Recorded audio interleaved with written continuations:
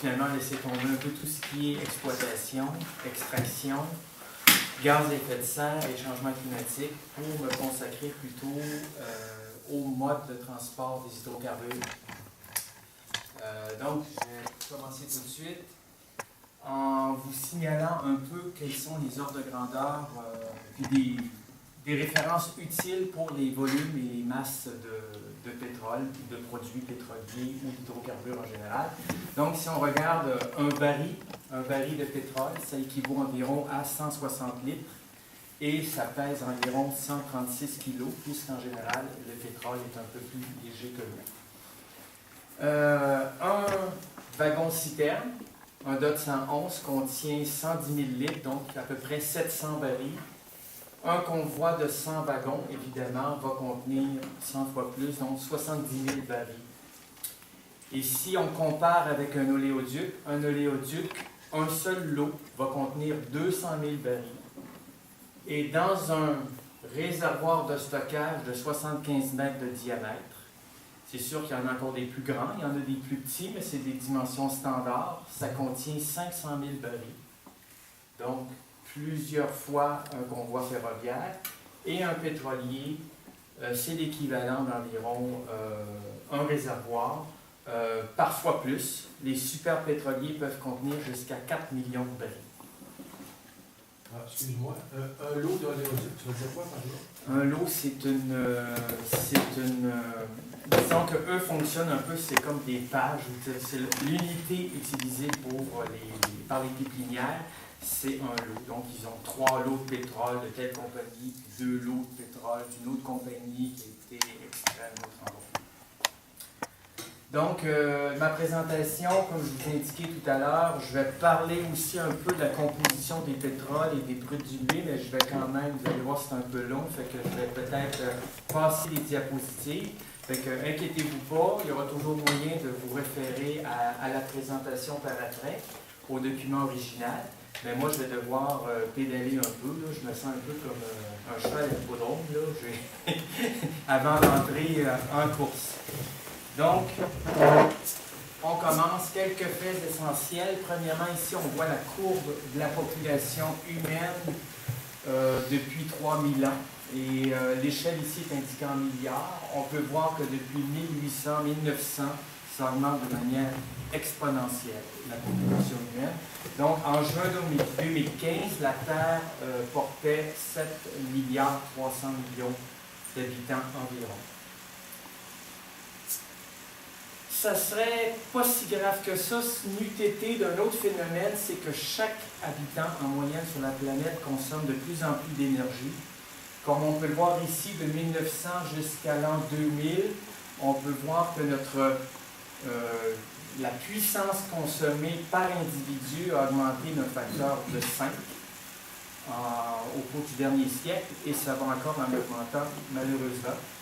Et juste pour vous comparer, c'est qu'au repos, une personne humaine consomme environ, son métabolisme fait en sorte qu'il s'équivaut à une puissance d'environ 60 watts, alors qu'à l'heure actuelle, on est au-delà de 2 kW.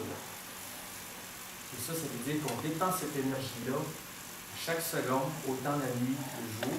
Évidemment, quand on voyage en avion, là, on dépasse cette valeur-là, et quand on se repose dans son lit, on est autour de 60 watts.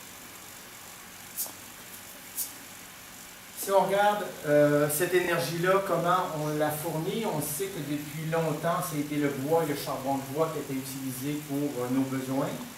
Et depuis peut-être 1600, il y a eu le charbon, et puis depuis plus récemment encore, le gaz et le pétrole. C'est ce qu'on voit ici, on voit le déplacement d'une forme de combustible à l'autre. À l'heure actuelle, c'est surtout le pétrole et le gaz qui est utilisé. L'énergie nucléaire, c'est quand même un pourcentage qu'on peut voir sur le graphique, mais qui n'est pas très important encore. Si on rapporte sur les principaux combustibles et les énergies renouvelables et le nucléaire, mais en excluant le bois, parce que quand on coupe du bois, c'est difficile à comptabiliser à l'échelle planétaire, eh bien, on se retrouve avec la figure suivante, c'est qu'on a 87% de l'énergie que nous utilisons qui est d'origine fossile. Il y en a peut-être équivalent de quelques pourcentages en nucléaire et les renouvelables, on a la partie bleue qui est l'hydroélectricité et le solaire et l'éolien, c'est ce qu'on voit là-bas en haut qui est à peine 1% de ce total-là. Du coal, ça va faire quoi? Charbon. Ah, ok. Donc, en résumé, entre 80 et 85% de l'énergie utilisée sur la planète est d'origine fossile. Et il y a plus de 90% de notre énergie qui provient du soleil, soit directement par l'énergie solaire ou indirectement en utilisant justement soit le vent, l'hydroélectricité ou les combustibles fossiles. Si on regarde les combustibles fossiles, les trois principaux sont le charbon, pétrole et gaz. Et ce qui est intéressant de noter, c'est encore l'allure exponentielle.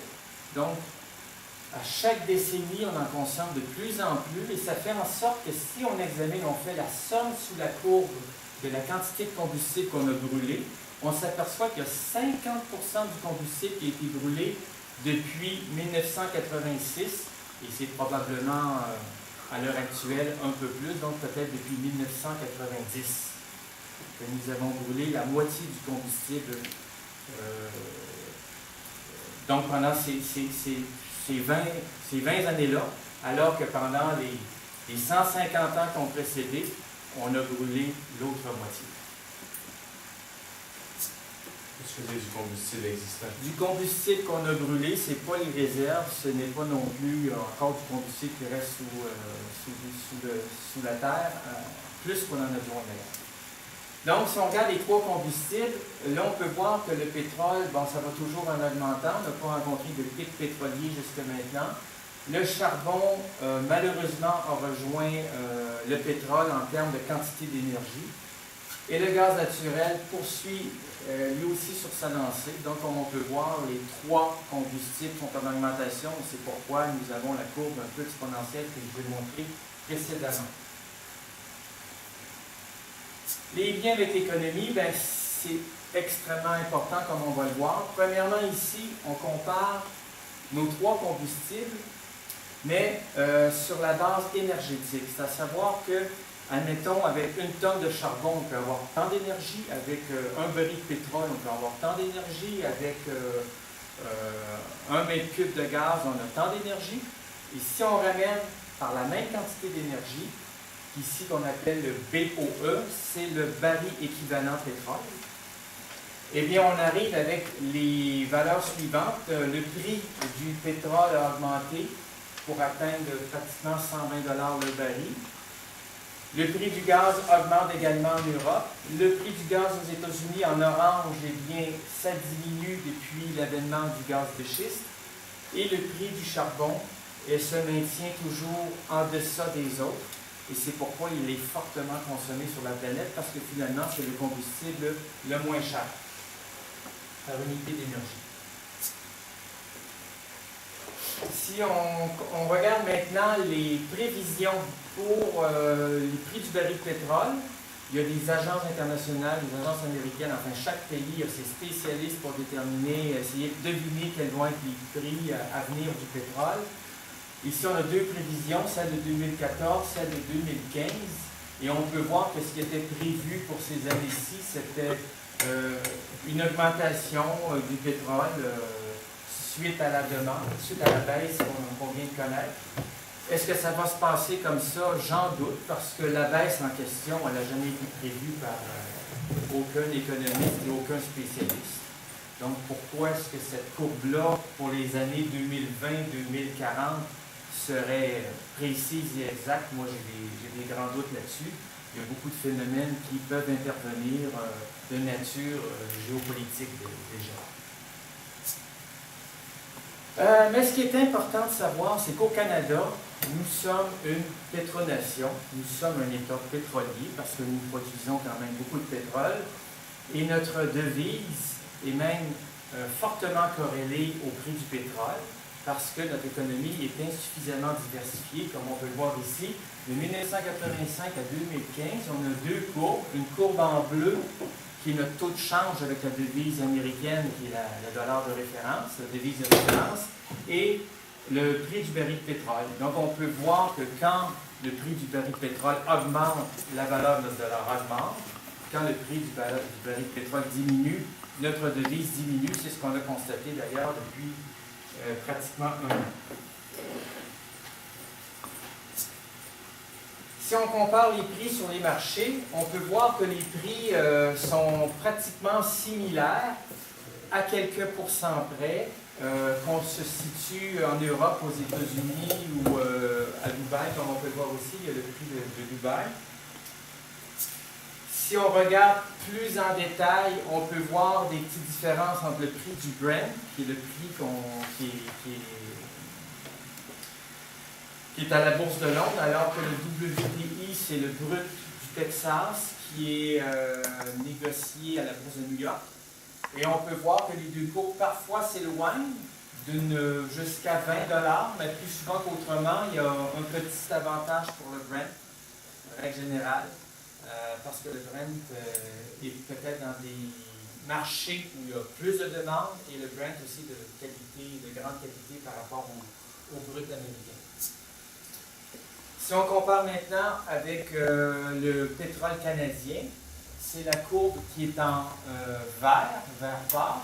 On peut voir que le pétrole canadien est systématiquement en deçà du pétrole qu'on dit américain ou du pétrole négocié en Europe. Pourquoi? Bien, je vais vous le montrer tout de suite dans les prochaines diapos. Comme ici, le 30 juin 2014, il était question de comparaison entre le pétrole lourd des sables bitumineux, qui est environ 19 $ sous le prix du baril de pétrole négocié sur le marché américain. Et ce qu'ils disent, c'est que finalement, c'est parce que le pétrole est enclavé. Et c'est la Chambre canadienne du commerce qui affirme que finalement, ça grève l'économie. Et ça, ce sont des arguments pour justement favoriser la venue de TPM. Mais il faut regarder ça plus attentivement. Ici, on a une analyse de la banque Toronto Dominion qui compare les prix des différents pétroles sur les marchés. Et on peut voir que le pétrole lourd est 17 $ sous le pétrole de Brent. Le pétrole synthétique est environ 2 $ plus élevé et le pétrole léger du Ouest du Canada est environ 2 $ plus. Il y a une différence de moins 2 $ entre les deux. Donc, ce que ça indique, c'est que ce n'est pas vraiment l'endroit où est produit le pétrole qui amène des grandes différences sur les marchés, mais plutôt la qualité du pétrole. Et c'est normal, on ne peut pas comparer un pétrole lourd avec un pétrole léger, parce que pour le raffinage, pour les raffineurs, ça coûte beaucoup plus cher de raffiner un pétrole qui est lourd par rapport à un pétrole léger ou un pétrole synthétique, en fait, qui est un pétrole qui a été raffiné là-bas en Alberta et conduit par TPM jusqu'aux États-Unis et dans les différentes raffineries. Quand il est synthétique, ça veut dire qu'il est prêt à être consommé des autos? Non, il n'est pas prêt, mais disons qu'il est déjà, il n'y a pratiquement pas besoin de le diluer. On peut même l'utiliser comme diluant, comme on va le voir plus loin. C'est du pétrole, le Syncrude, c'est la recette Suncor qui a été développée dans l'Ouest à Fort McMurray. Donc ici, on a un autre graphique, on peut voir le prix du baril de pétrole de l'an 2000 jusqu'à 2012. On peut voir que ça subit quand même des grandes variations. C'est ce qu'on appelle parfois des chocs pétroliers qui occasionnent aussi des chocs économiques. Et souvent, on parle de crise économique, mais quand on regarde finement les choses, on s'aperçoit que c'était à la base une crise du pétrole. Parce que le pétrole, comme je vous l'ai indiqué tout à l'heure, c'est quasiment 85% de notre énergie. Donc, notre économie dépend, comme on peut s'en douter, beaucoup de l'énergie disponible, autant au niveau individuel qu'au niveau d'une nation ou d'un continent. Donc, il y a une espèce de barrière que les économistes utilisent, qui est la barrière du 120 $ le baril. On dépasse 120 $ le baril et finalement, on tombe en crise parce que le prix du baril de pétrole devient trop important. Maintenant, on va comparer gaz et pétrole. on s'aperçoit que ce qui est arrivé de 1990 à 2010, c'est qu'en 2009, il y a eu un découplage entre le pétrole et le gaz. Si on regarde ici le gaz, qui habituellement il est en bleu, puis ici il est en orange, il est beaucoup moins cher, il devenait beaucoup moins cher que le pétrole par unité d'énergie. Donc, ça devenait beaucoup plus intéressant pour le consommateur d'acheter du gaz, mais beaucoup plus intéressant pour le producteur de vendre du pétrole. Parce que pour la même quantité d'énergie, on le vend plus cher. Et si on regarde le nombre de foreuses qui forent pour le pétrole et qui forent pour le gaz, ça suit exactement les deux cours.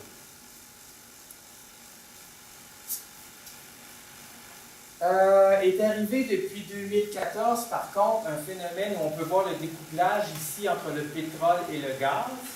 Le gaz s'est maintenu à des niveaux relativement bas par rapport à 2008, à cause, comme je vous ai mentionné tout à l'heure, du gaz de schiste. Mais le pétrole, il y a eu une chute rapide depuis juin 2014. Et comme on peut voir, par unité d'énergie, le prix du pétrole et le prix du gaz tend à se rejoindre. Ce qui veut dire que plus ça va aller, plus on va retrouver des foreuses pour forer du gaz, ou un nombre équivalent, à quelque chose près, de foreuses pour le gaz et pour le pétrole. Parce que là, dans un contexte comme ça, les compagnies vont réfléchir, ils vont parfois se dire « Ah ben, vaut peut-être mieux que je fore pour du gaz, ou alors j'ai du gaz, je vais essayer de le vendre parce que finalement, j'ai quand même un bon prix par rapport au pétrole. » Oui, c'est ça. Ça veut-tu dire qu'il faut arrêter le torchage en back-end pour... Exactement. Quand le prix du pétrole est très élevé, évidemment, ils se disent, bon, on fait tellement de profit de le pétrole qu'on peut se permettre de gaspiller le gaz. Mais là, à l'heure actuelle, c'est beaucoup moins vrai. C'est un point tel que même la fracturation, le pétrole issu de fracturation devient problématique parce que là, ça leur coûte cher. Ça coûte beaucoup plus cher qu'un puits de pétrole conventionnel. Si on regarde la quantité de pétrole produit sur la planète de 1990 à aujourd'hui, on peut voir que la production augmente de manière presque linéaire. Si on regarde à quoi ça correspond comme quantité, parce que là, à l'heure actuelle, c'est plus de 90 millions de barils par jour, pas par année, mais par jour, eh bien, on peut voir qu'en à peu près 2 ans, la quantité de pétrole qu'on extrait et qu'on consomme correspond au volume du lac Saint-Jean. 12 km3. Ça fait du liquide, ça, du liquide noir. C'est quand même impressionnant de se rendre compte comment tous les milliards d'habitants de la planète consomment le pétrole. C'est quand même pas le caribou qui consomme le pétrole, ni l'écureuil, ni le ver de terre. C'est bel et bien nous. Si on regarde la production de pétrole aux États-Unis, on avait un pic dans les années 70 et ensuite ça a redescendu jusqu'à 2006 environ, 2005-2006, et ça a remonté en flèche. Et à l'heure actuelle, les États-Unis sont devenus le premier producteur mondial de pétrole. Pour l'année 2014, c'était 14 millions de barils de pétrole par jour. Donc on peut voir que c'est plus de 15% de la production mondiale qui est américaine à l'heure actuelle, les États-Unis. Si on compare avec le Canada, pour la période de 1984 à peut-être 1980 à 2014, c'est une augmentation plutôt continue due à l'essor des sables bitumineux. Auparavant, on avait du pétrole dit conventionnel, peut-être un peu plus, et là, on avait atteint un creux autour entre 80 et 85, et là, ça augmente. Et ça augmente quand même assez rapidement, comme on peut le voir. Là aussi, il y a des sables bitumineux, il y a énormément de projets. Il y a des phases qui sont maintenant en exploitation et ça paraît. Et là, ce qu'on va voir dans les prochaines sections, c'est est-ce qu'ils peuvent continuer à produire autant? Comment ils vont faire pour vendre leur pétrole parce qu'il est vraiment coincé en Alberta. Au Québec, si on regarde notre consommation d'énergie, 39% ça provient du pétrole, 13% du gaz naturel et 1% du charbon, ce ce qui fait en sorte qu'à peu près la moitié de notre énergie est d'origine fossile et l'autre moitié serait d'une énergie qu'on peut appeler renouvelable ou plus propre. Ça, ce sont les données de 2010. C'est sûr que ça change d'une année à l'autre, ou surtout d'une décennie à l'autre, ça peut changer beaucoup. Si on regarde en 2012, par rapport à 1985, on peut voir, en tout cas en ce qui concerne le pétrole, que notre approvisionnement a complètement changé. En 1985, la moitié de notre pétrole venait de l'Ouest canadien. Il y avait la mer du Nord, évidemment le restant de l'Amérique, le Moyen-Orient. En 2011, c'était l'Algérie, le Canada seulement 8%, c'était principalement Terre-Neuve. La mer du Nord, ça s'équivalait. Et là, il y avait le Kazakhstan, par exemple, que souvent on prend en référence, on dit on prend beaucoup de pétrole au Kazakhstan, mais ça c'était pour l'année 2011. Pour les années qui ont suivi, ça a changé. Ça a changé drastiquement. Si on regarde à l'heure actuelle, ça c'est encore. Ça ici, c'était pour l'année 2012, je crois. Il faudrait que je vérifie les notes. Oui, parce que je pense que ça correspond à 40,8% pour l'Algérie. Donc, c'était pour 2012. Kazakhstan, Brésil, Côte d'Ivoire, Turquie, 32%. Le Mexique, 6,4%. Nigeria, Angola. Ce que j'ai mis en rouge, ce sont les pétroles qui ont une forte empreinte carbone. Ce sont des pétroles qu'on dit moins intéressants sur le plan environnemental, puisqu'ils sont lourds, difficiles à raffiner, etc. Donc, c'est quand même un faible pourcentage de ce que nous consommons qui est à forte empreinte carbone en 2012. En 2015, maintenant, eh bien, selon Harvey, dans son rapport, il indique que déjà, depuis 2014, 50% de nos importations de pétrole proviennent du pétrole de schiste américain. On l'a vu, les États-Unis sont devenus un producteur de pétrole important. À l'échelle planétaire, le client le plus proche, c'est quand même le Canada. Mais comme dans l'Ouest, ils en produisent déjà beaucoup et qui, eux, exportent aux États-Unis, c'est sûr que la partie Est du Canada est plus intéressante pour eux, donc principalement l'Ontario et le Québec. Donc, ça se tient bien. Mais ce qu'il va falloir noter, puis je vais y revenir plus tard, c'est que maintenant, nous, notre pétrole, il va avoir une empreinte carbone beaucoup plus importante que dans les années 2010 ou même en 1985, où on avait du pétrole de l'Ouest conventionnel. Ce pétrole-là de schiste qui vient des États-Unis, est-tu raffiné au Québec ou il est raffiné aux États-Unis? Il est raffiné aux États-Unis. Il y en a une petite partie qui est raffinée au Québec, mais là, on va le voir tantôt quand on va parler du rail. C'est sûr que là, il y a une partie de ce pétrole-là qui va probablement passer tout droit. Ça, c'est encore autre chose. Oui, il est raffiné au Dakota, là. Non, il n'est pas raffiné au Dakota. Il n'y a pas de raffinerie au Dakota. Non, il y a des raffineries principalement en Louisiane, Texas, mais il y en a en Californie aussi, mais il n'y a pas des raffineries dans tous les États des États-Unis. La biomasse, tantôt, que tu disais que c'était écologique, c'est quoi au juste? C'est du chose bois. naturelle? C'est du bois. Okay. Plus souvent qu'autrement, c'est du bois. Maintenant, c'est sûr qu'on peut parler de l'éthanol cellulosique, etc. Là, mais c'est surtout du bois. C'est brûlé du bois, c'est ça? Oui, oui, c'est du bois. Ben, parce que là, c'est à l'échelle mondiale. Là, c'est du bois. Puis, tu disais qu'au Québec, on utilisait du charbon. Je suis surpris, je pensais qu'on utilisait ça. On avait des petites centrales au charbon, parce que le charbon, il y en avait beaucoup dans les maritimes. Ah. Et par train, on transporte encore beaucoup de charbon, même au Québec. Ça passe par ici. Des procédés aussi industriels, le charbon qu'on l'utilise, je pense qu'on fait de Pour l'acier. l'acier, L'acier, oui. Ouais. C'est vrai. Donc, il y a peut-être des remplaçants au charbon, qui se substituent au charbon, comme le petcoke, etc. Mais je crois que c'était quelques pourcents quand même. C'était 3% de ce que je me souviens.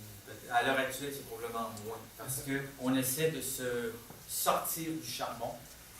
On essaie de se sortir du pétrole. Je continue. En ce qui concerne la consommation quotidienne de pétrole au Québec, c'est 370 000 barils par jour. C'est le chiffre à retenir. On en raffine environ 410 000 barils par jour dans les dernières valeurs que j'ai. Et on en consomme 370 000, donc on a déjà un surplus, déjà au Québec. On raffine plus que nos besoins. À l'échelle de la planète, c'est 92 millions de barils par jour. Donc, nous, au Québec, on utilise 0,4 de la consommation de la production mondiale, alors que notre population ne représente que 0,11 %. Donc, on consomme 4 fois plus de pétrole que la moyenne des habitants de la planète.